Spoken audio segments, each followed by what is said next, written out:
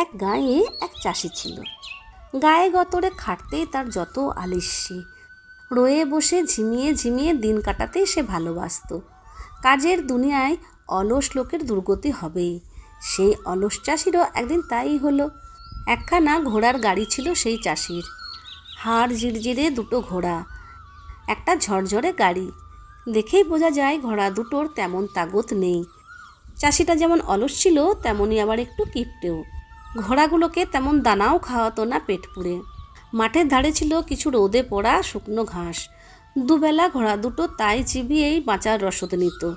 তাই তারা গাড়ি নিয়ে তেমন ছুটতে পারত না, অথচ তাদের মালিক চাইতো তারা তুফান মেলের মতো ছোটে। তাই সে গাড়ির ওপর বসে ছিপটি হাঁকাতো আর তাড়া দিত ঘোড়াগুলোকে জোরে ছোটার জন্য।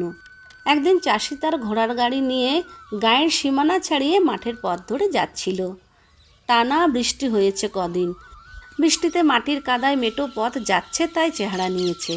চাষির গাড়িটা চলতে চলতে সে কাদায় আটকালো, আঠালো এঁটেল মাটিতে বসে গেল চাকা। হাড় ঝিরঝিরে ঘোড়া দুটো সাধ্য ছিল না গাড়িটা টেনে তোলে, তারা সে চেষ্টাও করলো না, চুপচাপ দাঁড়িয়ে পড়ল। চাষিটা হাওয়ায় ছিপটি উড়িয়ে বার কয়েক আস্ফালন করলো বটে, যাতে ঘোড়া দুটো গা নাড়া দিয়ে গাড়িটা টেনে তোলার চেষ্টা করে। কিন্তু ঘোড়া দুটো নির্বিকার, তারা তো জানে সে তাগত তাদের নেই। রোদে পোড়া বিবর্ণ ঘাস চিবিয়ে সে তাগত জোটানোও যায় না। অগত্যা চাষি নামলো গাড়ি থেকে, নামলো বটে, তবে গায়ে গতরে খাটা তো তার ধাতে নেই।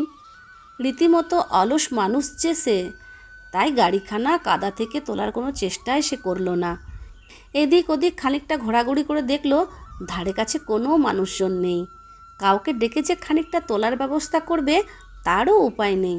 চাষি তখন গাড়িটার পাশে বসলো হাঁটু গেড়ে, তারপর প্রার্থনা শুরু করলো ঈশ্বরের কাছে। তার প্রার্থনা ছিল ঈশ্বর যেন তার ডাকে সাড়া দিয়ে আসেন এবং এই বিপদ থেকে তাকে উদ্ধার করেন। বারবারই চাষি একই প্রার্থনা জানিয়ে যাচ্ছিল ঈশ্বরের কাছে। বিরক্ত ঈশ্বর আকাশ থেকে বলে উঠলেন, ওহে অলস চাষি, হাঁটু গেড়ে ওভাবে বসে প্রার্থনা না জানিয়ে হাত লাগাও নিজের শক্তি কাজে লাগিয়ে গাড়িটাকে তোলার চেষ্টা করো। বন্ধুরা, মনে রাখবে, যারা পরিশ্রমী ভগবান সহায় হন তাদেরই। অতএব পরিশ্রম করলে ফল তুমি নিশ্চয়ই পাবে। তোমরা খুব ভালো থেকো, সুস্থ থেকো, আনন্দে থেকো, এই শুভকামনা নিয়ে আজ এখানেই শেষ করছি। বাই।